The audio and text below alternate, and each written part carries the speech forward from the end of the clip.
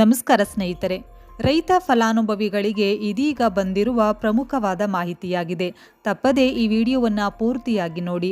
ಹಾಗೆ ನೀವಿನ್ನೂ ನಮ್ಮ ಚಾನಲ್ಗೆ ಸಬ್ಸ್ಕ್ರೈಬ್ ಆಗಿಲ್ಲ ಅಂದರೆ ಈ ಕೂಡಲೇ ಸಬ್ಸ್ಕ್ರೈಬ್ ಆಗಿ. ಹಾಗಾದರೆ ಬನ್ನಿ ಸ್ನೇಹಿತರೆ, ಈ ವಿಡಿಯೋದಲ್ಲಿ ಏನಿದೆ ಅಂತ ನೋಡೋಣ. ಮಳೆಯಿಂದ ಹಾನಿ ಕಂಗಾಲಾದ ರೈತರಿಗೆ ಒಂದು ವಾರದೊಳಗೆ ಪರಿಹಾರ ನೀಡಲು ಜಿಲ್ಲಾಧಿಕಾರಿಗಳಿಗೆ ಸೂಚನೆ ನೀಡಲಾಗಿದೆ ಎಂದು ಕಂದಾಯ ಸಚಿವ ಕೃಷ್ಣ ಬೈರೇಗೌಡ ಅವರು ತಿಳಿಸಿದ್ದಾರೆ. ಸುದ್ದಿಗಾರರೊಂದಿಗೆ ಮಾತನಾಡಿದ ಅವರು, ರಾಜ್ಯದಲ್ಲಿ ಈವರೆಗೆ 32% ಮಳೆ ಹೆಚ್ಚಾಗಿದೆ. ಹೌದು, 61,700 ಹೆಕ್ಟೇರ್ ಪ್ರದೇಶದಲ್ಲಿ ಬೆಳೆ ಹಾನಿಯಾಗಿದ್ದು ಇನ್ನೂ ಹೆಚ್ಚಾಗುವ ಸಾಧ್ಯತೆ ಇದೆ ಎಂದು, ಬೆಳೆ ಹಾನಿಗೆ ಇನ್ನೊಂದು ವಾರದಲ್ಲಿ ಪರಿಹಾರ ನೀಡುವಂತೆ ಸೂಚನೆ ನೀಡಲಾಗಿದೆ ಎಂದು ಕಂದಾಯ ಸಚಿವರು ತಿಳಿಸಿದ್ದಾರೆ. ಮಳೆಯಿಂದ ಬೆಳೆಹಾನಿಗೊಳಗಾದ ರೈತರಿಗೆ ವಾರದೊಳಗೆ ಪರಿಹಾರ ನೀಡಲು ಸಿದ್ಧತೆ ಮಾಡಿಕೊಳ್ಳಲಾಗಿದೆ. ರೈತರ ಖಾತೆಗೆ ಈ ಒಂದು ಪರಿಹಾರ ಬಿಡುಗಡೆಯಾಗಲಿದೆ. ಈಗಾಗಲೇ 760 ಕೋಟಿ ರೂಪಾಯಿ ಬಿಡುಗಡೆ ಮಾಡಲಾಗುವುದು ಎಂದು ಕಂದಾಯ ಸಚಿವರು ತಿಳಿಸಿದ್ದಾರೆ.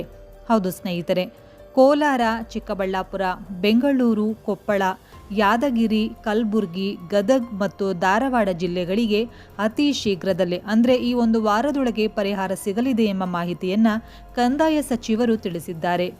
ಇದರ ಜೊತೆಗೆ ಮುಂದಿನ ಒಂದು ಪ್ರಮುಖವಾದ ಮಾಹಿತಿ ಏನೆಂದು ನೋಡೋಣ. ಪ್ರಧಾನಮಂತ್ರಿ ಕಿಸಾನ್ ಸಮ್ಮಾನ್ ನಿಧಿ ಯೋಜನೆ ಅಡಿಯಲ್ಲಿ ಪ್ರತಿ ವರ್ಷ 3 ಕಂತುಗಳನ್ನು ರೈತರಿಗೆ ನೀಡಲಾಗುತ್ತದೆ. ಪ್ರತಿ ಕಂತಿನಲ್ಲಿ 2,000 ರೂಪಾಯಿಗಳ ರೈತರ ಬ್ಯಾಂಕ್ ಖಾತೆಗೆ ವರ್ಗಾವಣೆ ಮಾಡಲಾಗುತ್ತದೆ.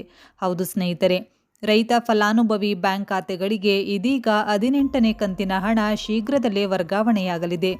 ಇಲ್ಲಿಯವರೆಗೆ ಕೇಂದ್ರ ಸರ್ಕಾರ 17 ಕಂತುಗಳನ್ನು ವರ್ಗಾಯಿಸಿದೆ. 11 ಕೋಟಿಗಿಂತ ಅಧಿಕ ರೈತರು 18ನೇ ಕಂತಿನ ಲಾಭವನ್ನು ಶೀಘ್ರವೇ ಪಡೆಯಲಿದ್ದಾರೆ ಎಂಬ ಮಾಹಿತಿ ಕೂಡ ತಿಳಿದು ಬಂದಿದೆ. ನೀವು ಕೂಡ ಕಿಸಾನ್ ಸಮ್ಮಾನ್ ನಿಧಿ ಯೋಜನೆಯ ಫಲಾನುಭವಿಗಳಾಗಿದ್ದರೆ ತಪ್ಪದೇ ವಿಡಿಯೋವನ್ನು ಲೈಕ್ ಮಾಡಿ ಹಾಗೂ ಶೇರ್ ಮಾಡಿ.